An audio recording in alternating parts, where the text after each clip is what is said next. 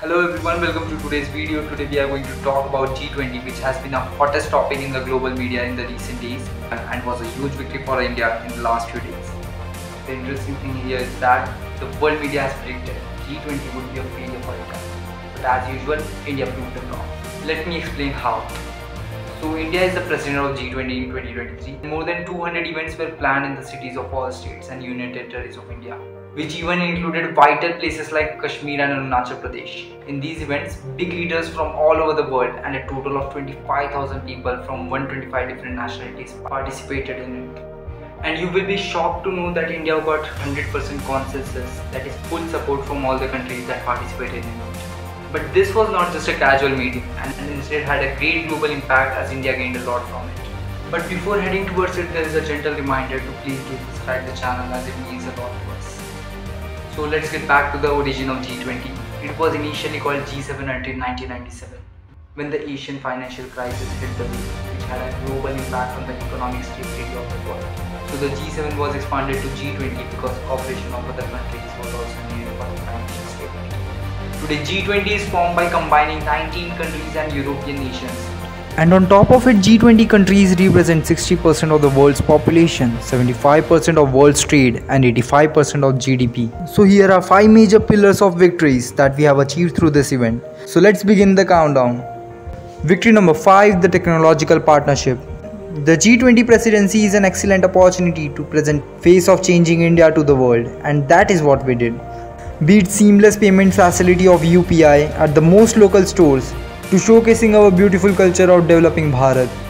This is Bharat Mandapam, India's most high-tech convention center spread over 123 acres. It was inaugurated on 26 July 2023 at Pragati Maidan, and the big leaders of world like America's President Joe Biden and UK's PM Rishi Sunak were present there. This year India used its special powers of presidency in a brilliant way. One of this power is to specially invite countries other than G20. India used this power well and invited countries like Bangladesh, Singapore and UAE. Along with that, we presented the plan for DPI, that is Digital Public Infrastructure, which includes technology like our Aadhaar card, UPI and DigiLocker. The proposal that we have put forward is that all countries share technologies like our DPI so that we can create better systems. This will lead to one future alliance which will bring all leaders together on one platform.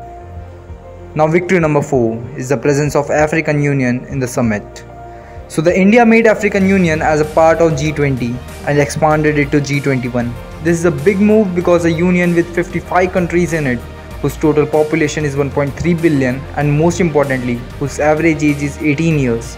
With a lot of natural resources ranging from agriculture to rare minerals for future technology, is one of the biggest markets in the future.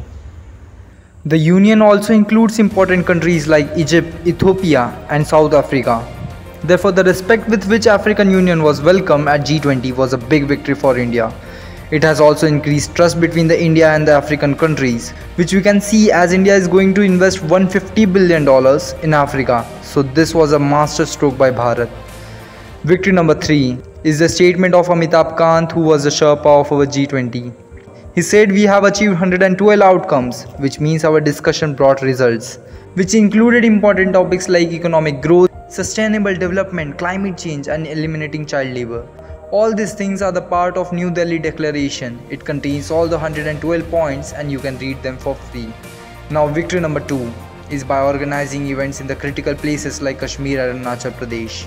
This is an excellent diplomatic victory as the leaders of these countries attended the G20 events held in Kashmir and Arunachal Pradesh. This was an indirect support for us. Through this, India has proved on a global stage that stability is coming back in Kashmir. Similarly, the event in Arunachal was a soft message against China's ambition. Because China keeps on building its settlements on borders of Arunachal. They had recently released a new map where they had declared Ladakh and Arunachal as part of their mainland. So it was a mild warning by Indian officials to Chinese government. Now the last but not the least victory number 1 is by countering the China's BRI, that is Belt and Road Initiative project, through which China wants to connect many countries in Asia with Europe. China has already invested close to $1 trillion, and this is either by giving low interest loans or by starting construction contracts, of which our nearest example is Pakistan as well as Gwadar port. After BRI, China's dominance on world trade will increase further.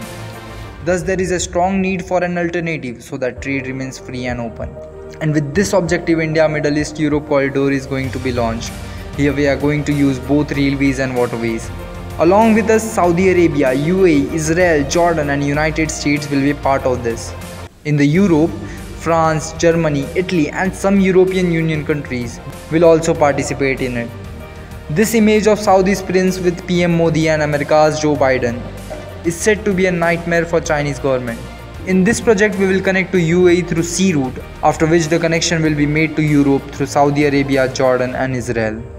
The President of America assures the execution of this project within 60 days, which shows seriousness of this project. These impacts have increased India's chance to become permanent member of UNSC, that is United Nations Security Council. So to conclude, we can definitely say that Bharat has been doing a lot in 2023, ranging from ISRO's success to this G20 summit. India is on a right path to take up responsibility on a global level, and we as an individual should strive to bring out more glory to our nation. So with this message, this is Pratham Mishra signing off. Jai Hind.